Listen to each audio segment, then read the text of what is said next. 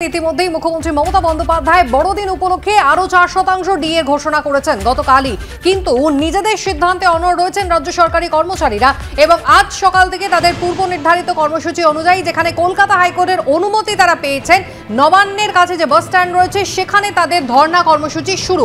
ভোরবেলা 5:30টার সময় সংগ্রামী যৌথ মঞ্চের যারা সদস্য রয়েছেন পৌঁছে গিয়েছিলেন, কিন্তু প্রথমেই দিনের শুরুতেই বাধা পেতে হলো পুলিশের কাছে। দেখুন সেই বচসার ছবি।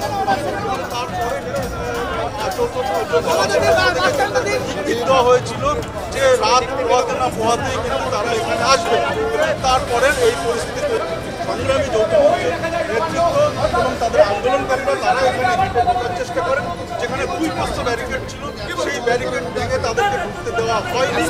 তারপর এখানে 144 ধারা জারি করা আছে, আপনারা এখানে এসে চিৎকার চেঁচামেচি করবেন না। এখানে এটা কিন্তু ধর্ণা মঞ্চ নয়, আপনারা নবান্নর সামনে এখানে ধর্ণা মঞ্চে বসে গেছেন, এটা কিন্তু ধর্ণা মঞ্চ নয়।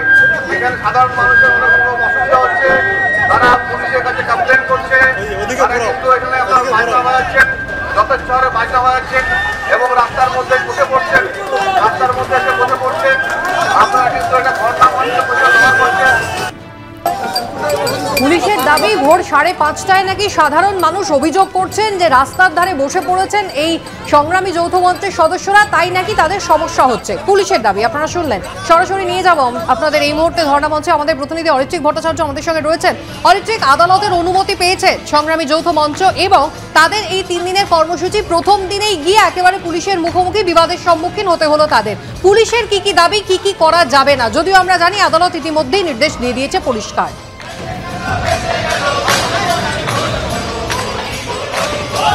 দেখো, আপাতত পুলিশ একটি জায়গা নির্দিষ্ট করে দিয়েছে, সংগ্রামী যৌথ মঞ্চের যারা সদস্যরা রয়েছেন তারা সেখানে বসেছেন।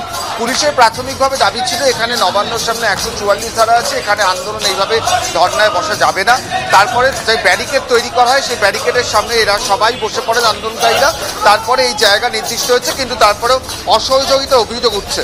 ভাস্কর ঘোষ রয়েছেন। ভাস্করটা, একটু জানতে চাইবো কি অসহযোগিতার অভিযোগ পুলিশের পক্ষ থেকে আপনারা করছেন?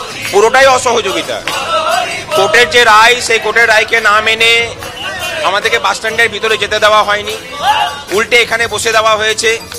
দ্বিতীয় অসহযোগিতা, আমাদের কোনো গাড়ি ঘোড়া আসতে দেওয়া হচ্ছে না, সমর্থক দিকে আটকে দেওয়া হয়েছে ওখানে। তৃতীয় অসহযোগিতা, এখানে পায়খানা বাথরুম সহ যে পাবলিক টয়লেট আছে, চা দোকান আছে, সেই সমস্ত কিছু বন্ধ করে রাখা হয়েছে এবং বারবার করে বলে যাওয়া হচ্ছে নানা রকমের কথা। এই আপনাদের শব্দ পেরিয়ে গেছে, শব্দ দূষণ হচ্ছে, এখানে স্লোগান শাউটিং করবেন, এসব নানা রকম কথা। সমস্তটাই অসহযোগিতা, সহযোগিতা কিছু নেই।